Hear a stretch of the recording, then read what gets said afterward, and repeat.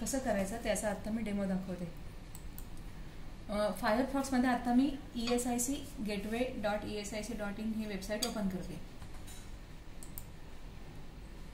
याच्यामध्ये आपले log in credentials टाकायचे.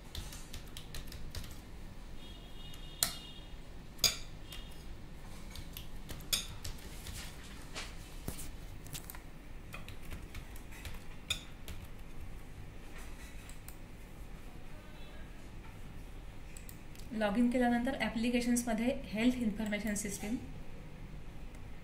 लोकेशन, आपल्या डिस्पेन्सरीचं नाव, नंतर फॅसिलिटीमध्ये डिस्पेन्सरी सर्व्हिसेस, सबमिट केल्यानंतर रजिस्ट्रेशन या टॅबमध्ये जायचं.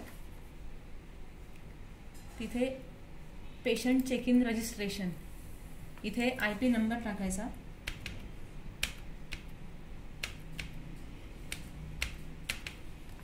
लाईव्ह लिस्टवरती क्लिक केल्यानंतर जो पेशंट येणार आहे, जो पेशंट आलेला आहे त्याचं तिथे रेडिओ बटन सिलेक्ट करायचं.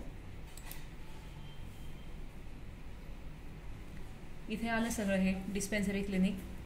ओके म्हटल्यानंतर सेव्ह.